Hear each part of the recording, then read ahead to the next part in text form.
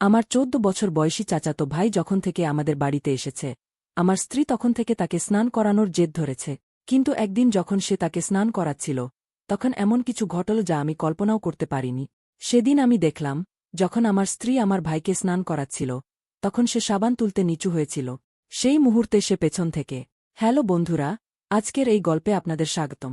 এই গল্পে আমি একটি ছেলের চরিত্রে অভিনয় করছি। আমার নাম সঞ্জু। আমি কানাডায় চাকরি করছি, ৩ বছর হয়ে গেছে। তখন আমার অফিসে একটি মেয়ের সঙ্গে দেখা হয়। তার নাম মাহিকা। মাহিকা দেখতে খুবই সুন্দর এবং ফর্সা ছিল। তাকে দেখে যে কেউ তার প্রেমে পড়তে বাধ্য হতো। ধীরে ধীরে আমাদের বন্ধুত্ব প্রেমে পরিণত হল এবং আমরা বিয়ে করলাম। আমি খুব সুখী জীবন কাটাচ্ছিলাম। কিন্তু একদিন এমন একটি ঘটনা ঘটল যা আমার জীবন সম্পূর্ণ বদলে দিল। অফিস থেকে বাড়ি ফেরার সময় আমার অ্যাক্সিডেন্ট হয়ে গেল এবং তা এতটাই ভয়াবহ ছিল যে আমি পা দিয়ে হাঁটতে পারছিলাম না। মাহিকা মূলত ভারতীয় ছিল। সে আমার মতোই কানাডায় চাকরি করছিল। কিন্তু আমার অ্যাক্সিডেন্টের পরে আমরা ভারত ফিরে আসার সিদ্ধান্ত নিলাম এবং ভারত থেকেই চাকরি করার সিদ্ধান্ত নিলাম। কিন্তু আমার এই সিদ্ধান্তের ফলাফল আমার জন্য খুব বড় হতে চলেছিল। এটি আমি কখনো কল্পনা করিনি। কারণ আমার ১৪ বছর বয়সী চাচাতো ভাই আমার স্ত্রীর সঙ্গে এমন কিছু করবে যা আমি স্বপ্নেও ভাবিনি। ভারতে আমার কেবল মাসি ছিল এবং আমার মা বাবার বাড়ি খালি ছিল কারণ আমার লালনপালন মাসির বাড়িতে হয়েছিল। মাসি আমাকে পড়াশোনা করিয়ে বড় করেছিলেন। কিন্তু এখন আমার সঙ্গে আমার স্ত্রীও ছিল, তাই মাসির বাড়িতে থাকা সম্ভব ছিল না। তাই আমরা আমার মা বাবার বাড়িতে থাকার সিদ্ধান্ত নিলাম। আমাদের বাড়িটি খুব বড় ছিল। আমরা কানাডা থেকে ভারতে আসার পর প্রথমে আমরা মাসির সঙ্গে দেখা করতে গেলাম। মাসি মাহিকাকে দেখে খুব খুশি হলেন। মাসির সঙ্গে দেখা করার পর আমরা আমাদের বাড়িতে যেতে রওনা হলাম। যখন আমরা আমাদের বাড়ির কাছে পৌঁছলাম, তখন আমি দেখলাম আমাদের বাড়ি এক ধরনের ভূতের বাড়িতে পরিণত হয়েছে। কারণ মাসি সেই বাড়ির যত্ন নেন, তাই সেই বাড়িটি খুবই ভুতুড়ে অবস্থায় ছিল। সেখানে থাকা আমাদের দুজনের জন্য সম্ভব ছিল না। তাই আমরা আবার আমাদের জিনিসপত্র নিয়ে মাসির বাড়িতে যাওয়ার সিদ্ধান্ত নিলাম। সে বলল যে আমাদের একটি বাড়ি পাশের শহরে আছে এবং আমরা সেখানে থাকতে পারি। মাহিকা আমাকে এই কথাটা অনেক দেরিতে বলেছিল। মাসির বাড়িতে গিয়ে থাকার কোনো মানে ছিল না। তাই আমি মাহিকার বাড়িতে যাওয়ার জন্য সম্মতি দিলাম। মাহিকা একটি ধনী পরিবারের মেয়ে ছিল। ভারতে তাদের অনেক সম্পত্তি ছিল। মাহিকা আর আমি তার বাড়িতে যাওয়ার জন্য রওনা হলাম। যখন আমরা সেখানে পৌঁছলাম, তখন সেই বাড়ি দেখে আমার চোখে আনন্দে জ্বলে উঠ। সেই বাড়িটি কোনো রাজপ্রাসাদের থেকে কম ছিল না। ধীরে ধীরে আমরা সেই বাড়িতে বাসা বাঁধলাম। আমাকে সেই বাড়িতে যেন জামাইবাবুর মতো মনে হচ্ছিল। কিন্তু এখন এটি আমার অসহায়ত্ব ছিল কারণ আমি হাঁটতে পারতাম না। কিন্তু মাহিকার আমার প্রতি ভালোবাসা এতটুকুও কমেনি। সবকিছু ঠিকঠাক চলছিল। এখন আমাদের বিয়ে হয়েছে ৬ মাস। সেদিন রবিবার ছিল। দুপুরে আরাম করে বসেছিলাম, তখন আমার চাচার ফোন এলো। তিনি বললেন যে আর্য যখন থেকে জানতে পেরেছে যে তুমি ভারতে এসেছ, তখন থেকে সে তোমার কাছে আসার জেদ করছে। আমি চাচাকে আর্যকে আমার কাছে পাঠানোর জন্য সম্মতি দিলাম। পরের দিন সকালে আর্য দরজায় দাঁড়িয়েছিল। সে আমাকে দেখে খুব খুশি হল। সে আমাকে দেখেই দরজায় জড়িয়ে ধর। তার সঙ্গে দেখা করার পর আমি তাকে ফ্রেশ হওয়ার জন্য আমাদের বাড়ির বাথরুমে পাঠিয়ে দিলাম এবং আমি আমার ঘরে চলে গেলাম। কিছুক্ষণ পর আর্য আমাকে খুঁজতে খুঁজতে আমার ঘরে এলো।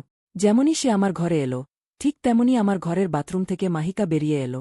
মাহিকা আর আর্যের এখনও দেখা হয়নি এবং তাদের প্রথম দেখা হওয়া এমনভাবে হল যে আমরা সবাই অবাক হয়ে গেলাম। মাহিকাকে সেই অবস্থায় দেখে আর্য অবাক হয়ে গিয়েছিল। সে দরজায় দাঁড়িয়েছিল কিন্তু তার হাবভাব বদলে গিয়েছিল। তখন মাহিকা আর্যকে দেখে আবার বাথরুমে চলে গেল। তখন আর্য মাথা নিচু করে চুপচাপ সেখান থেকে চলে গেল। আমরা যে ঘরটি আর্যকে থাকার জন্য দিয়েছিলাম, সেই ঘরে বাথরুম সংযুক্ত ছিল না, তাই আর্য সাধারণ বাথরুমে যাচ্ছিল। কিছুক্ষণ পর আমি হলে এলাম। তখন আর্য আরাম করে সোফায় বসে টিভি দেখছিল। যখন আমি তার কাছে গেলাম, তখন তার হাবভাব এমন ছিল যেন কিছু সময় আগে কিছুই ঘটেনি। চলে যাক, সে কেবল ১৪ বছরের ছেলে ভেবে আমি সেই বিষয়টিকে আর ততটা গুরুত্ব দিলাম না। কিন্তু সে ১৪ বছরের ছেলে শীঘ্রই তার খেলা দেখাতে চলেছিল। এই বিষয়ে আমার ধারণাও ছিল না। আর্য বলল, সঞ্জয় ভাইয়া, আমি কত বছর ধরে আপনার অপেক্ষা করছিলাম। আজ আপনাকে দেখে খুব আনন্দ হচ্ছে, কিন্তু এখনও ঠিকমতো ভাবির সঙ্গে দেখা হয়নি। আমরা দুজন কথা বলছিলাম, তখন মাহিকা সেখানে এসে গেল। মাহিকাকে দেখে আর্য তার দিকে দৌড়ে গেল এবং তাকে জড়িয়ে ধর। ১৪ বছর বয়স হওয়ার কারণে মাহিকা তাকে ছোট মনে করে আদর করতে লাগল। কিন্তু মাহিকার এই আদর তাকে খুব মহামূল্য হতে চলেছিল এবং সম্ভবত সে এটি শীঘ্রই বুঝতে পারবে। আর্য এমন দেখাচ্ছিল যেন কিছু সময় আগে কিছুই ঘটেনি। আমি ভেবেছিলাম সম্ভবত সে সেই ঘটনাটি ভুলে গেছে এবং এটি তার প্রথম অভিজ্ঞতা ছিল এমন কিছু দেখার। তাই সে সেই ঘটনাটিকে উপেক্ষা করেছিল এবং আমিও তা উপেক্ষা করেছিলাম।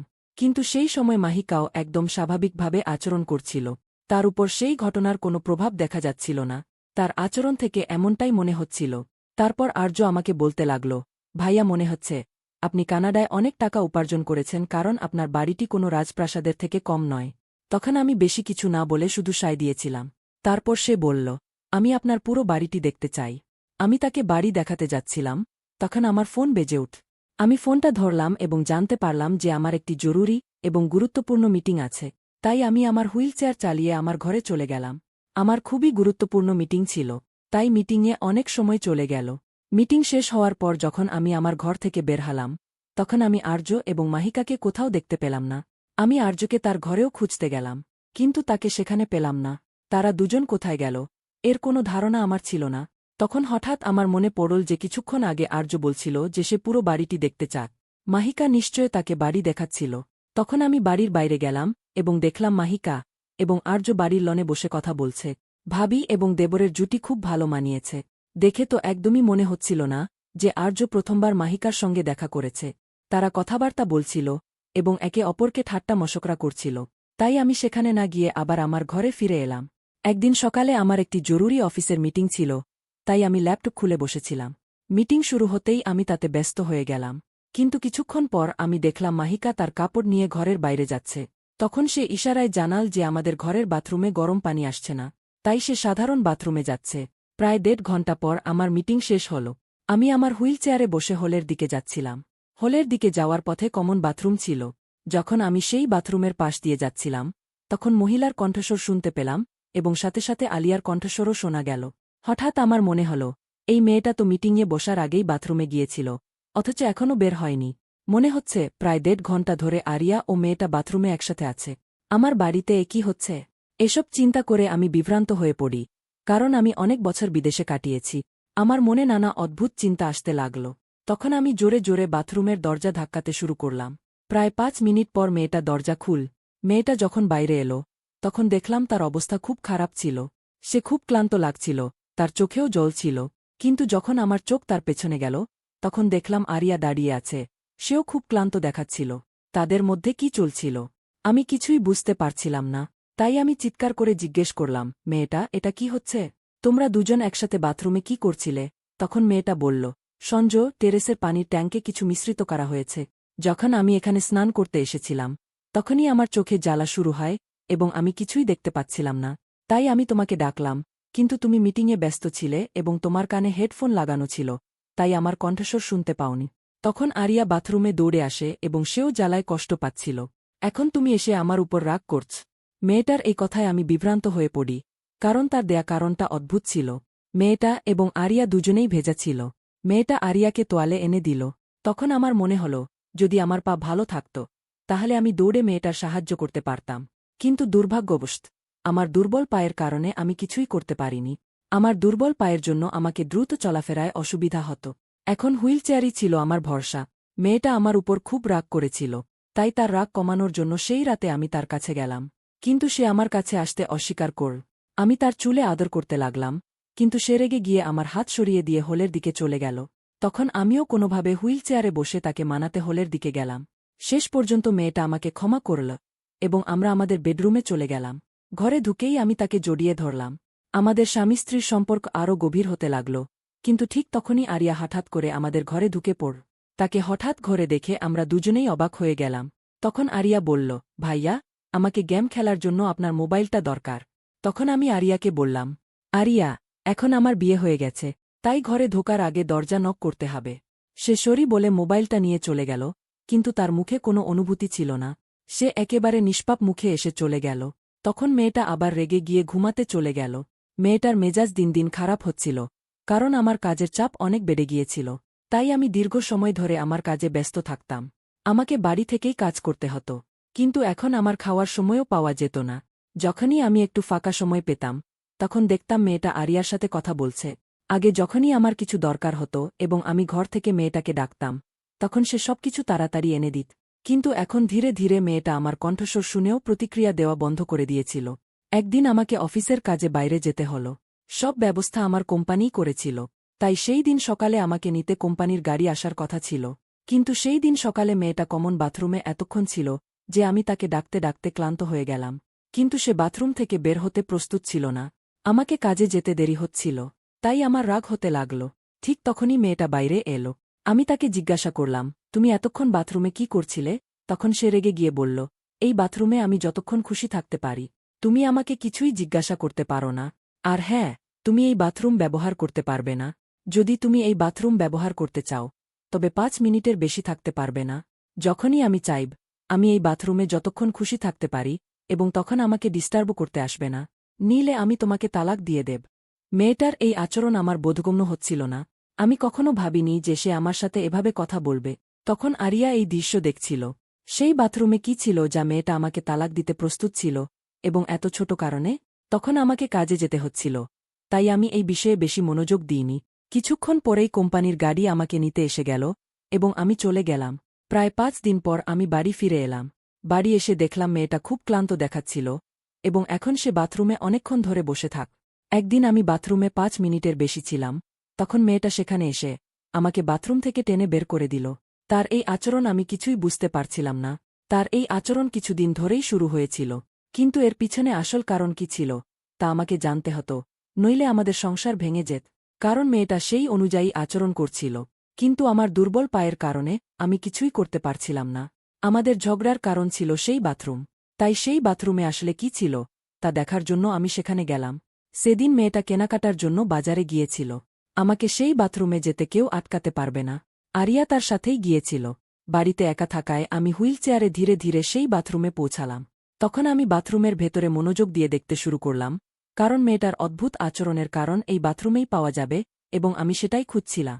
তখন দেখলাম বাথরুমের বাম দিক থেকে এক হালকা আলো আসছে। তখন সাহস করে একটু এগিয়ে গিয়ে দেখার চেষ্টা করলাম আলোটা কোথা থেকে আসছে। ঠিক তখনই ঘরের ঘণ্টি বেজে উঠল। মেয়েটা এসে গিয়েছিল। মেয়েটা তার চাবি দিয়ে ঘরের দরজা খুলে ভেতরে ঢুকল। আমাকে বাথরুমের কাছে দেখে মেয়েটার আগে ফেটে পড়। সে বলল, আমি তোমাকে এখানে আসতে মানা করেছিলাম, তবু তুমি আমার বাড়িতে না থাকলে এখানে কি করছ? তখন আমি মেয়েটাকে কিছু বললাম না এবং সোজা বেডরুমে চলে গেলাম। বাথরুমে সেই হালকা আলো কোথা থেকে আসছিল, এবং এর পিছনে কি ছিল তা আমি ভাবতে লাগলাম। বাথরুমের পিছনে কোনো গোপন ঘর কি আছে? প্রথমবার মেয়েটা পানির ট্যাঙ্কে কিছু মেশানোর কথা বলেছিল, এবং তখন বাথরুমে মেয়েটার সাথে আরিয়া ছিল। তারপরে যখনই মেয়েটা বাথরুম থেকে বের হতো, তার অবস্থা এমনই হতো। এমন আরিয়ার সাথে যাওয়ার পর এর মানে এই যে বাথরুমের পিছনে একটি গোপন ঘর আছে, যেখানে মেয়েটা কোনো ভুল কাজ করছিল, এবং তার প্রয়োজনীয় জিনিসপত্র পাওয়া যাওয়ার কারণে তার আমার প্রতি আগ্রহ কমে গিয়েছিল। তাই সে আমার উপর এত বিরক্ত ছিল। আমি এমনই ভাবছিলাম। আরেকটি বিষয় আমার নজরে এসেছিল। যখন মেয়েটা বাথরুম থেকে বের হয়ে তার ঘরে যেত, তখন আরিয়া তার পিছনে যেত। এটা বোঝা যাচ্ছে যে বাথরুমে একটি ছোট ঘর আছে, এবং সেখানে আরিয়া এবং মেয়েটা কোনো অসৎ কাজ করছিল। এখন আমার কাছে পরিষ্কার হয়ে গেছে, কারণ বাথরুমে ঘণ্টার পর ঘণ্টা থাকার বিষয়টা সন্দেহজনক ছিল। মেয়েটার আচরণ সম্পূর্ণরূপে পরিবর্তিত হয়ে গিয়েছিল, এবং আমিও বুঝতে পারছিলাম কারণ মেয়েটা অনেক দিন ধরে আমার সাথে সময় কাটায়নি এবং আগের মতো আমার কাছে আসত না। তাই এখন এই বিষয়ে আমাকে কিছু করতে হবে। কিছুদিন পর আমার সুযোগ এল। সেদিন ছিল আরিয়ার জন্মদিন, এবং তার জন্মদিনের জন্য বাড়িটা সাজাতে হবে। সাজানোর সরঞ্জাম আনতে আমি যেতে পারতাম না, তাই আরিয়া এবং মেয়েটা বাজারে গেল। এই সুযোগে আমি বাথরুমের কাছে গেলাম। অনেক কষ্ট করে আমি বাথরুমে প্রবেশ করলাম। সেখানে একটি ছিদ্র থেকে আলো আসছিল। আমি যখন সেই ছিদ্র দিয়ে তাকালাম, তখন যা দেখলাম তাতে আমার পায়ের তলা থেকে মাটি সরে গেল। কারণ যখন আমি ছিদ্র দিয়ে দেখছিলাম, তখন অন্য পাশ থেকে কেউ আমার দিকে তাকাচ্ছিল। সেই দৃশ্য দেখে আমি খুব ভয় পেয়ে গেলাম, কারণ আমাকে দেখছিল দুটি চোখ নয়, বরং শত শত চোখ। সেটা আসলে কি ছিল আমি বুঝতে পারছিলাম না। তখন আমি সেই এলাকা ভালো করে দেখলাম। সেখানে স্রেফ শত শত পুতুল রাখা ছিল। আমি এটা দেখেই ভারসাম্য হারিয়ে বাথরুমে পড়ে গেলাম। নিজেকে সামলে নিতেই মেয়েটা আমার পেছনে এসে দাঁড়াল। আমি তার দিকে তাকাতই। সে কাঁদতে কাঁদতে আমাকে জড়িয়ে ধর। আমি তাকে জিজ্ঞেস করলাম, মেয়েটা এসব কি? তখন সে বলল, সঞ্জয়, আমাকে মাফ করো। গত কয়েকদিন ধরে আমি তোমার সাথে খুব খারাপ ব্যবহার করেছি। আমি জানি না এর প্রভাব তোমার উপর কিভাবে পড়ছে। যখন আমরা এই বাড়িতে থাকতে আসি, তখন আমি খুব খুশি ছিলাম, কিন্তু কিছুদিন পর বাথরুমে এই ছিদ্র দিয়ে আলো দেখতে পায়। এখানে তুমি এখন তাকাত। আমি যখন তাকালাম, সেখানে আমার দাদির পুতুলগুলো দেখলাম। আমার দাদির পুতুলের খুব শখ ছিল। তার কাছে শত শত পুতুল ছিল, কিন্তু সেই পুতুলগুলো দেখার পর থেকেই আমার মধ্যে এক অদ্ভুত নেতিবাচকতা আসতে শুরু করে। আমি আমার দাদিকে খুব মিস করতে শুরু করি। তাই যখনই বাথরুমে যাই, ঘণ্টার পর ঘণ্টা কাঁদি এবং কাঁদতে কাঁদতে এমন অবস্থা হয় যা তুমি আমাকে বাইরে দেখো। এই সব শুনে আমি বুঝতে পারছিলাম না যে কি করব। আমি ভেবেছিলাম মেয়েটার এই অবস্থার কারণ কিছু এবং অন্য কিছু, কিন্তু আসলে সে আবেগগতভাবে আটকে ছিল। ঠিক তখনই আরিয়া এসে আমাকে হুইল চেয়ারে বসাল। সে বলল, সঞ্জয় ভাইয়া, আমি প্রতিদিন মেয়েটার এই কান্না দেখতাম। বাথরুম থেকে বের হয়ে আমি তাকে জিজ্ঞেস করার চেষ্টা করতাম, কিন্তু সে আমাকে কিছুই বলত না।